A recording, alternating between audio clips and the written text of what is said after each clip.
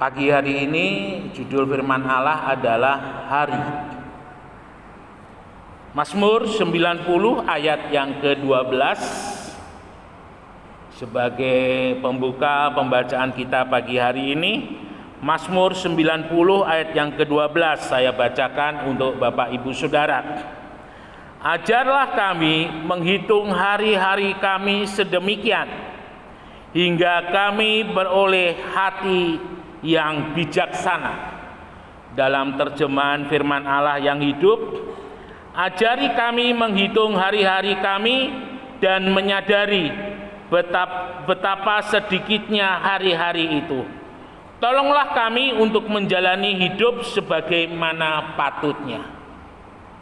Bapak Ibu Saudara yang dikasihi oleh Tuhan, hari yang kita nikmati, hari yang kita hadapi, dan hari yang dimana hidup kita berada adalah hari yang dihitung melalui detik, menit, jam, bulan, dan tahun. Itu adalah waktu-waktu yang menandakan di dalam kehidupan kita.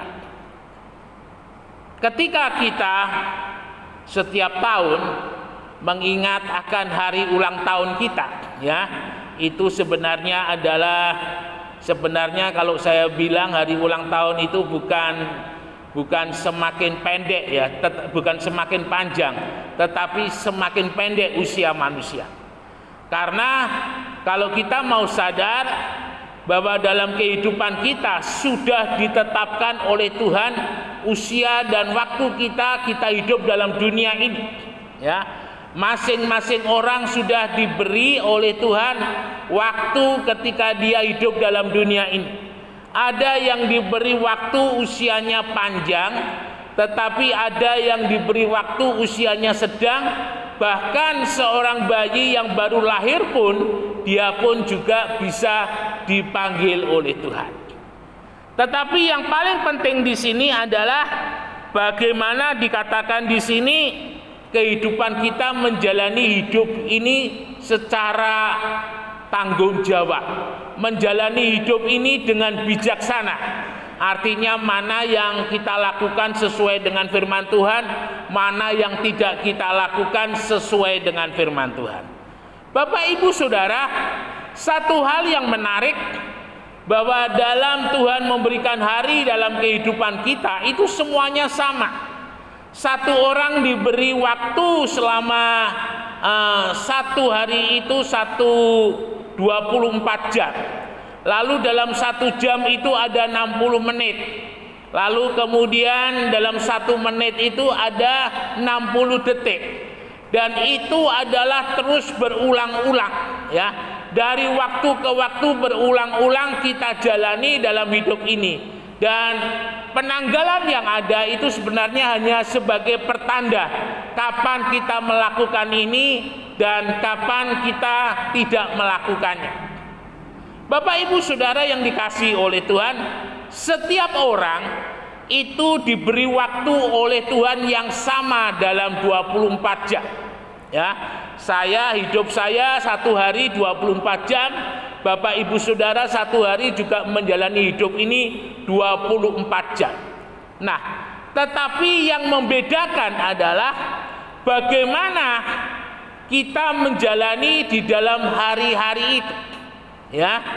Karena apa yang hari ini terjadi dalam hidup kita, apa yang kita alami dalam hidup hari ini, itu merupakan buah daripada apa yang kita lakukan pada waktu yang lampau.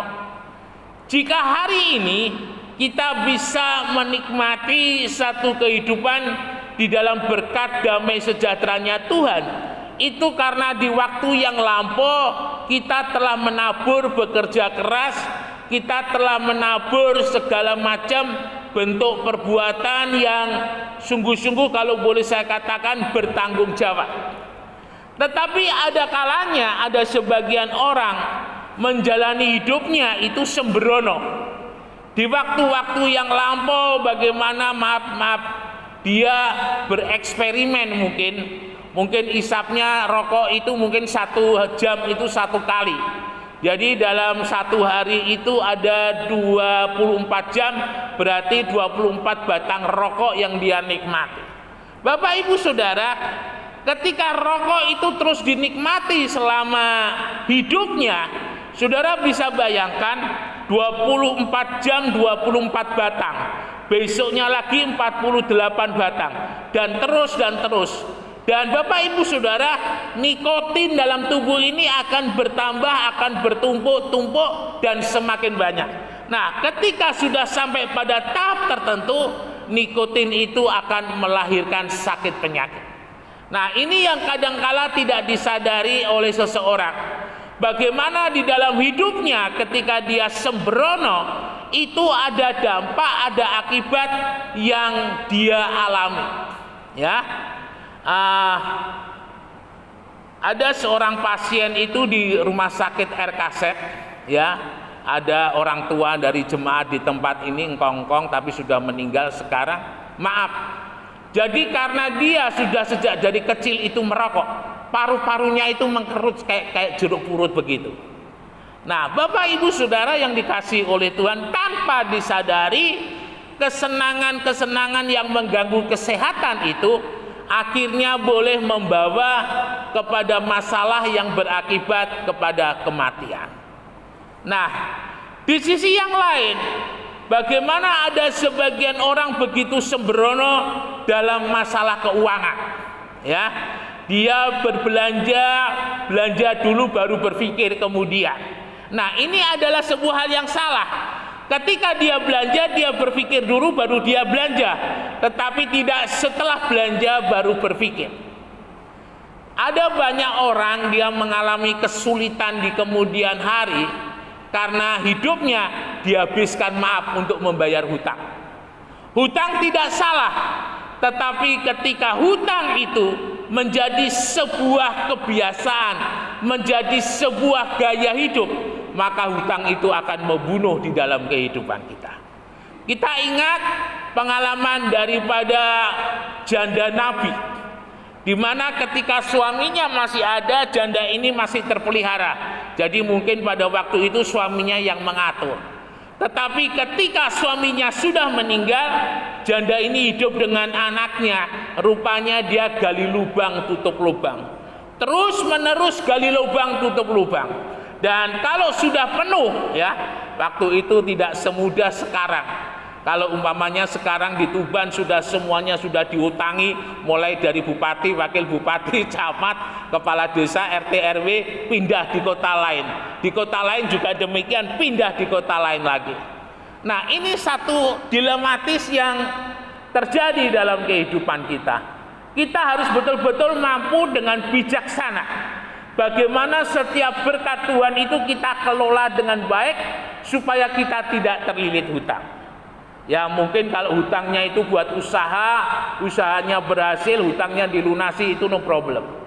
Bapak Ibu Saudara yang dikasihi oleh Tuhan, ini adalah hal-hal yang seringkali ada di dalam kehidupan kita. Apa yang kita alami hari ini, apa yang kita terima hari ini, itu sebenarnya adalah buah dari apa yang kita lakukan di masa yang lampau. Jika di masa lampau kita hidupnya hati-hati, ya, hidup hemat, ada tabungan yang kita sisihkan, maka ketika tua, maka kita akan menikmati damai sejahtera.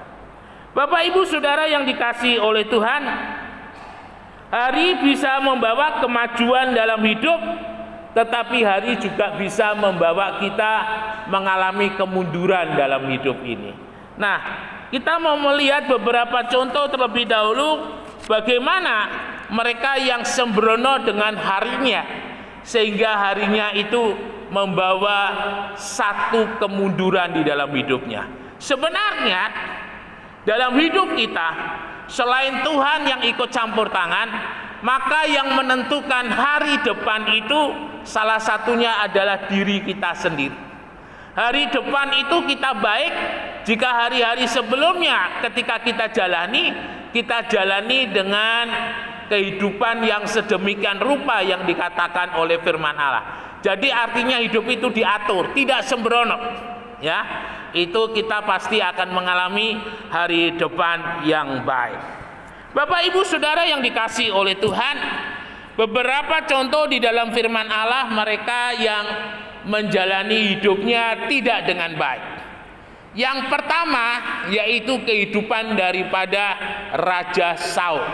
Ya, kita tahu bahwa Raja Saul itu adalah raja pertama yang memerintah Israel. Jadi kalau di dalam Alkitab itu ada kitab Yosua, lalu kemudian hakim-hakim, lalu kemudian ada kitab raja-raja. Jadi Samuel itu adalah hakim yang terakhir, lalu kemudian digantikan dengan Saul menjadi raja atas Israel. Nah, Bapak Ibu Saudara, Saul di dalam kehidupan awal-awal ketika dia memerintah, dia adalah seorang yang memperkenankan hati Tuhan. Kita melihat bahwa dalam kehidupan Saul ketika dia takut akan Tuhan, ketika dia hidup sesuai dengan titah Tuhan, maka peperangan Saul itu adalah peperangan yang membawa kepada kemenangan. Tetapi ketika Saul mulai melakukan tindakan-tindakan yang jahat kepada Tuhan, tindakan-tindakan yang Tuhan tidak berkenan, ketika dia mengalahkan Amalek lalu kemudian membiarkan rajanya hidup, dan ketika Samuel tanya, mengapa kamu bawa rajanya hidup dan binatangnya yang tambun-tambun kamu bawa? Bukannya Saul minta maaf, tetapi justru Saul berkelit, ya. Mungkin kalau boleh saya katakan mencari alasan. Dan Saul katakan ternaknya itu dibawa untuk dipersembahkan. Bapak Ibu Saudara, Samuel menegur bahwa yang Tuhan inginkan atas kehidupan Saul itu adalah ketaatan. Karena ketaatan itu nilainya bagi Tuhan lebih berharga daripada korban binatang yang hendak dipersembahkan oleh Saul. Nah, ini kita harus sadari bersama-sama bahwa dalam kehidupan kita sebagai orang percaya, kita harus sadar bahwa apapun yang kita lakukan tanpa adanya sebuah ketaatan dalam hidup ini, maka itu tidak akan berarti. Sebesar apapun yang kita persembahkan tanpa kita iringi dengan ketaatan dalam hidup ini, itu tidak berarti. Jadi antara ketaatan hidup dan persembahan itu adalah satu hal yang berjalan bersama-sama. Tuhan tidak melihat sebesar apa kemampuan saudara memberikan persembahan. Tuhan tidak melihat sekecil apapun persembahan yang saudara berikan. Tetapi ketika saudara taat dalam hidup saudara, itu yang Tuhan inginkan.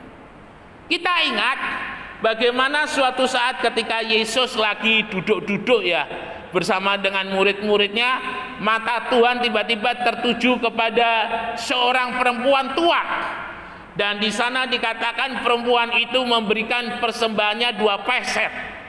Nilainya itu kecil sekali. Jadi uang kelitik begitu ya. Jadi ketika dimasukkan itu dengar suaranya kelitik begitu. Lalu Tuhan katakan bahwa apa yang dilakukan oleh perempuan ini berkenan kepada Tuhan. Karena dia memberikan persembahan dari apa yang dia punya, dia memberikan persembahan dari apa yang ada dalam hidupnya. Saudara yang dikasihi oleh Tuhan, ini jelas bahwa sebuah persembahan yang dipersembahkan bagi Tuhan itu nilainya tergantung kepada yang membawa persembahan. Ketika yang membawa persembahan itu hidupnya berkenan kepada Tuhan, persembahannya pasti berkenan. Tetapi ketika yang membawa persembahan hidupnya jauh daripada Tuhan, maka jelas persembahannya pun tidak sesuai dengan keinginan daripada Tuhan. Jadi sebenarnya persembahan yang kita berikan itu menunjuk kepada apa yang ada dalam hidup kita. Ya. Jadi ketika janda ini dia punyanya kecil, ya dia kasih kecil, tetapi di kesempatan yang lain ada berkat yang lebih dan memberikan persembahannya lebih, maka itu adalah sesuatu hal yang logis. Bapak Ibu Saudara yang dikasihi oleh Tuhan, Saul ketika dia ditegur oleh Samuel, bukannya dia bertobat, tetapi Saul justru berdalih-dalih, hendak dipersembahkanlah, hendak dilakukan inilah dan sebagainya. Akhirnya Samuel mengingatkan Saul supaya dia cepat berbalik karena dia sudah mulai menjauh dari Tuhan. Nah, Bapak Ibu Saudara, dalam kisah-kisah Saul berikutnya ketika dia ditegur oleh Samuel, bukannya Saul itu bertobat dan berterima kasih kepada Samuel, tetapi hatinya semakin keras dan dia semakin jauh daripada Tuhan. Terlebih lagi Saul berani melakukan sesuatu yang bagi Tuhan itu amat menyakitkan. Dia pergi ke seorang dukun yang ada di Endor untuk memanggil arwahnya Samuel. Jadi kalau boleh saya bilang, dukun ini adalah dukun perewangan begitu ya. Nah, ketika dia melakukan itu, dia semakin jauh dan semakin jauh peperangannya semakin kalah, sampai akhirnya Saul melakukan bunuh diri. Bapak Ibu Saudara, ini adalah satu hal yang tidak boleh terjadi dalam hidup kita. Ketika sebuah dosa itu masih kecil pengaruhnya dalam hidup kita, cepat bertobat. Ketika dosa itu masih kecil dalam kehidupan kita, cepat putuskan dan kembali ke jalan yang benar. Maka saudara akan terima pengampunan dari Tuhan. Kemudian contoh yang berikut adalah kehidupan daripada Simson.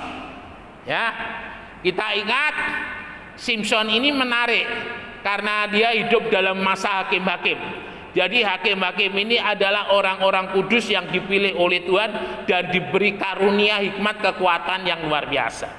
Nah, ketika memerintah Israel menjadi seorang hakim, pada awal-awalnya Simson baik, sampai dia kepencut dengan salah satu kupu-kupu yang ada di sana ya, di Tifnah, namanya Delilah. Nah, ketika Simson mulai jatuh di pelukan daripada Delilah, maka Delilah diberi oleh orang-orang Filistin, istilahnya dikompori ya. Kamu tanya kepada Simson, kekuatannya itu, apesnya itu di mana? Lalu dirayu-rayu, Mas Simson, rambutmu luar biasa, badanmu tegap. Akhirnya Simson terkiwir-kiwir dengan apa yang dikatakan Delilah. Lalu dia menceritakan kekuatannya ada di mana. Nah, ketika suatu saat Simson tertidur, rambutnya digunduli oleh Delilah. Dan Simson berpikir, maka seperti yang sudah-sudah dia akan bangkit lagi dan melawan. Tetapi hari itu dia tidak mempunyai kekuatan. Bapak Ibu Saudara, rambut itu adalah sebagai tanda bahwa ada penyertaan Tuhan dalam kehidupan daripada Simson.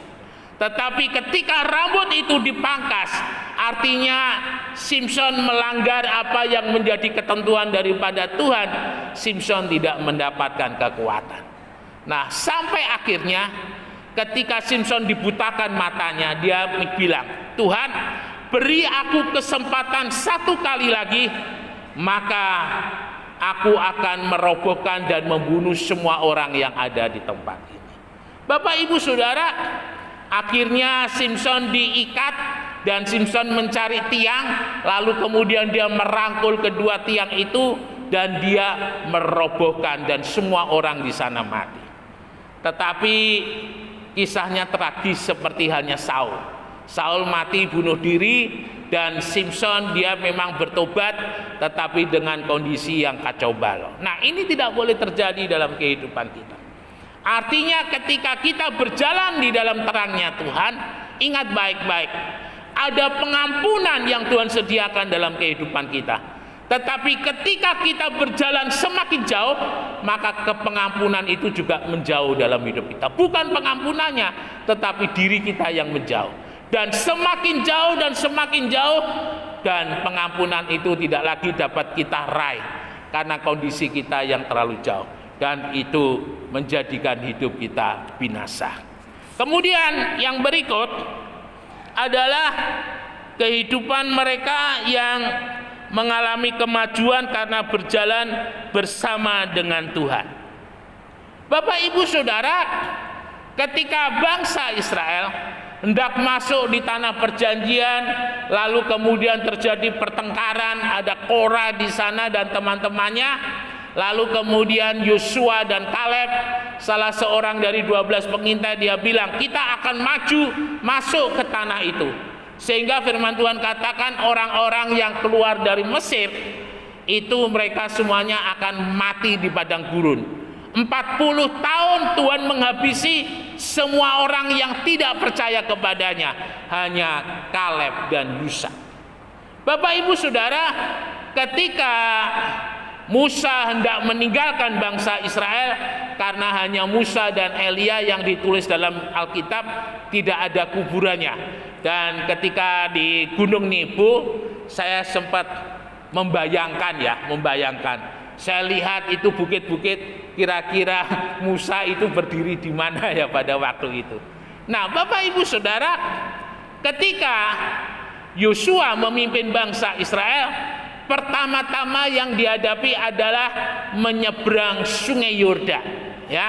Jadi Sungai Yordan itu adalah sungai yang sebenarnya pada masa yang lampau itu cukup besar, tetapi kalau sekarang itu sudah mulai menyempit. Nah, ketika mereka melihat Sungai Yordan itu arusnya itu keras ya pada waktu itu, dan tidak mungkin bisa dijalani oleh manusia. Akhirnya Yosua datang kepada Tuhan dan minta apa yang harus dilakukan. Dan ketika imam yang pertama kali yang di depan itu menjejakkan kaki, maka air itu terbendung ke kanan dan ke kiri, dan terus berjalan sampai seluruh umat meninggalkan Sungai Yordan. Barulah para imam itu mereka pergi membawa tabut untuk tidak menginjakkan kaki di Sungai Yordan. Nah, kemudian Yosua menghadapi lagi yang namanya tembok Yeriko. Yeriko adalah sebuah kota yang dikelilingi dengan tembok yang amat tebal. Sekarang sudah tidak ada lagi, hanya tinggal reruntuhan beberapa senti begitu, dan hanya dikatakan ini dulu adalah bekas tembok Yeriko, tetapi kira-kira apakah persis di situ atau tidak, wallahu alam, ya, karena usianya sudah begitu lama. Bapak Ibu Saudara, ketika di depan tembok Yeriko, Yosua melihat dan Yosua berpikir sampai dia naik ke atas bukit bahwa tembok ini adalah tembok yang luar biasa. Saya hanya coba melihat ketika ada di mana namanya di tembok ratapan itu, coba membayangkan, karena di situ dalamnya itu ada 2 saf begitu, dan itu sudah cukup tebal. Dan saya bayangkan bahwa tembok Yeriko itu bisa dibuat untuk 2 kereta kuda, ya, 2 kereta kuda jejer, dan itu kurang lebih kalau boleh saya ukur ya lebih kurang sekitar 3 sampai 4 meter. Dan itu belum lagi ditambah tembok yang agak lebih rendah yang ada di dalamnya. Jadi tembok Yeriko itu super tebal. Itu setiap tembok itu bangunnya dengan batu blok begitu. Kira-kira kalau nggak salah itu beratnya satu batu blok itu sekitar 3 kuintal sampai 5 kuintal, 300 sampai 500 kilogram. Dan itu tidak bisa terbayangkan bagaimana tebalnya dan kuatnya tembok itu. Nah, Bapak Ibu Saudara, ketika menghadapi tembok yang tebal, yang dilakukan Yosua tidak mencoba dengan kekuatannya, mungkin dengan menutup-nutup itu tembok, tetapi dia mencari Tuhan, ya. Bagaimana di sana dikatakan ketika Yosua berdoa minta kepada Tuhan apa yang dia harus lakukan, Tuhan memberikan hikmat kepadanya untuk mengelilingi tembok itu 1 hari 1 kali sebanyak 7 kali, dan hari yang terakhir dia harus berteriak. Rasanya tidak masuk di logika mengalahkan Yeriko hanya dengan berteriak. Tetapi itu sebenarnya yang Tuhan mau, yang Tuhan inginkan. Ketaatan dan ketertundukan daripada Yosua yang membuat Yosua menang. Ketaatan dan ketertundukan Yosua yang membuat Yosua mampu berjalan. Dan ketaatan dan ketertundukan itu yang membuat Yosua naik ke atas daripada kehidupannya berada di puncak. Dan ini yang akan kita alami dalam kehidupan kita sebagai orang-orang percaya. Biarlah Bapak Ibu Saudara, kita berjalan hari-hari ini bukan dengan kekuatan kita, tetapi kita mau berjalan dengan kekuatan dan pimpinannya Tuhan. Kita mau terus masuk di dalam rancangan damai sejahteranya Tuhan, sampai kita masuk ke dalam satu kehidupan yang luar biasa yang diberkati oleh Tuhan. Hidup orang percaya, nasibnya sebenarnya itu ketika dia bersama-sama dengan Tuhan adalah berkat damai sejahtera dan kemurahan. Itu yang akan kita terima dalam hidup kita. Tetapi jika itu belum kita terima, kita mau introspeksi. Bagaimana di dalam pengiringan kita kepada Tuhan? Mari selagi masih ada kesempatan, kita perbaiki apa yang harus kita lakukan sesuai dengan firman Tuhan. Apa yang tidak harus kita lakukan, tidak kita lakukan sesuai dengan firman Tuhan. Ingat baik-baik, jika hari ini mungkin saudara mengalami hal-hal yang menurut saudara ditinggalkan Tuhan dan sebagainya, ingat baik-baik bahwa hari ini itu dipengaruhi oleh hari yang sudah kita lewati. Bagaimana kesetiaan kita, bagaimana kesungguhan kita, itu akan mempengaruhi hidup kita hari ini. Mari kita mau bangun masa depan kita dengan satu kehidupan yang memperkenankan hati Tuhan. Maju terus, melangkah terus bersama-sama dengan Tuhan Yesus, dan Tuhan memberkati atas hidup kita. Immanuel, kita sama-sama beri kemuliaan untuk Tuhan Yesus. Mari Bapak Ibu Saudara,